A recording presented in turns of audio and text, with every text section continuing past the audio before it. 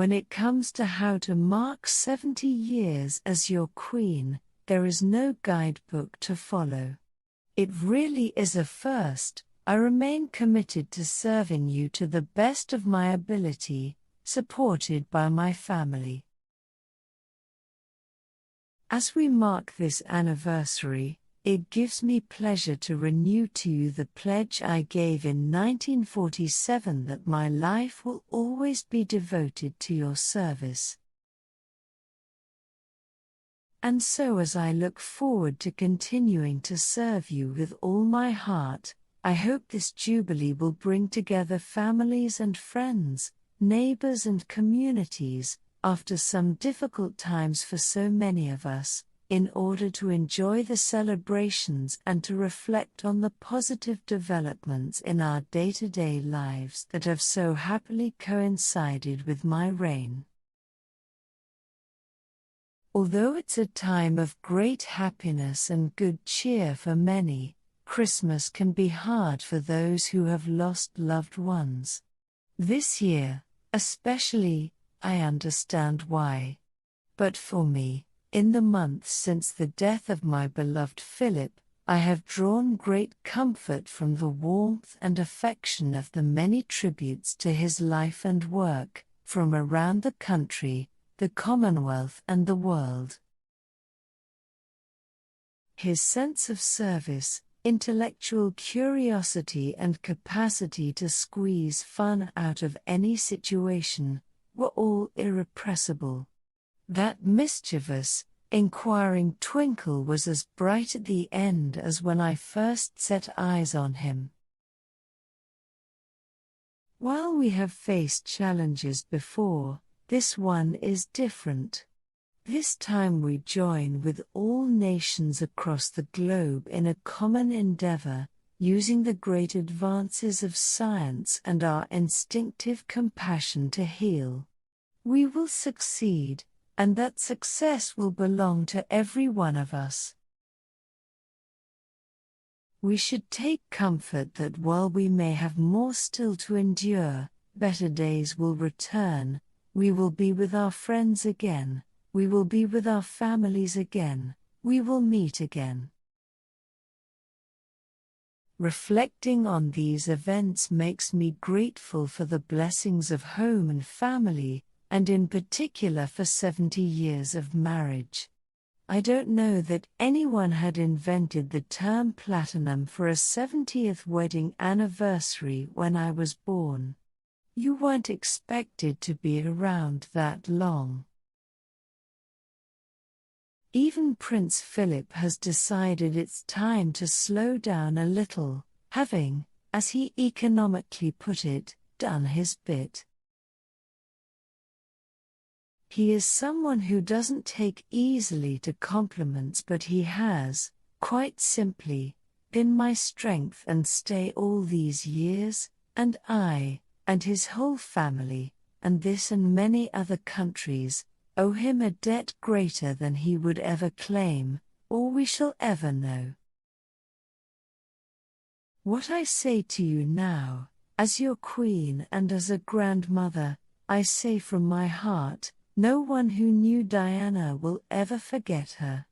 Millions of others who never met her, but felt they knew her, will remember her. I for one believe there are lessons to be drawn from her life and from the extraordinary and moving reaction to her death. I share in your determination to cherish her memory. I declare before you all that my whole life, whether it be long or short, shall be devoted to your service. The ceremonies you have seen today are ancient, and some of their origins are veiled in the mists of the past. But their spirit and their meaning shine through the ages never, perhaps, more brightly than now. I have in sincerity pledged myself to your service, as so many of you are pledged to mine. Throughout all my life and with all my heart I shall strive to be worthy of your trust. I cannot lead you into battle. I do not give you laws or administer justice, but I can do something else. I can give my heart and my devotion to these old islands and to all the peoples of our brotherhood of nations. Like all the best families, we have our share of eccentricities, of impetuous and wayward youngsters, and of family disagreements.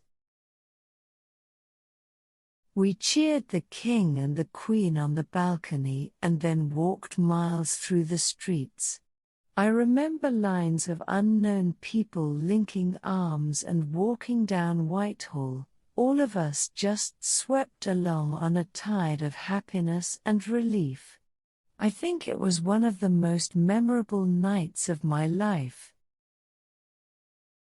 She was an exceptional and gifted human being. In good times and bad, she never lost her capacity to smile and laugh, nor to inspire others with her warmth and kindness. I admired and respected her, for her energy and commitment to others, and especially for her devotion to her 2 boys. When peace comes, remember it will be for us, the children of today, to make the world of tomorrow a better and happier place. My sister is by my side and we are both going to say good night to you. Come on, Margaret. Good night, children. Good night, and good luck to you all. Everyone is our neighbor, no matter what race, creed, or color. Perhaps we make too much of what is wrong and too little of what is right. The trouble with gloom is that it feeds upon itself and depression causes more depression. The birth of a baby brings great happiness, but then the business of growing up begins. People are touched by events which have their roots far across the world. Sport has a wonderful way of bringing together people and nations. When life seems hard, the courageous do not lie down and accept defeat. Instead, they are all the more determined to struggle for a better future. It is through this lens of history that we should view the conflicts of today, and so give us hope for tomorrow. Grief is the price we pay for love. Although we are capable of great acts of kindness, history teaches us that we sometimes need saving from ourselves, from our recklessness or our greed.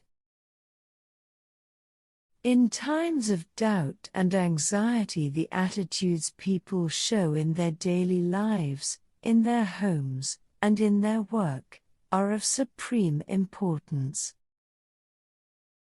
We may hold different points of view, but it is in times of stress and difficulty that we most need to remember that we have much more in common than there is dividing us. Each day is a new beginning. I know that the only way to live my life is to try to do what is right, to take the long view, to give of my best in all that the day brings, and to put my trust in God. Over the years, those who have seemed to me to be the most happy, contented and fulfilled have always been the people who have lived the most outgoing and unselfish lives. Our modern world places such heavy demands on our time and attention that the need to remember our responsibilities to others is greater than ever.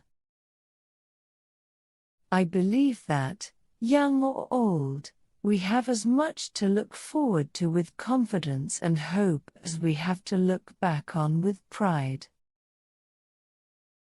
We all need to get the balance right between action and reflection. With so many distractions, it is easy to forget to pause and take stock. The path, of course, is not always smooth, and may at times this year have felt quite bumpy, but small steps can make a world of difference. I know of no single formula for success. But over the years I have observed that some attributes of leadership are universal and are often about finding ways of encouraging people to combine their efforts, their talents, their insights, their enthusiasm, and their inspiration to work together. With age does come experience, and that can be a virtue if it is sensibly used.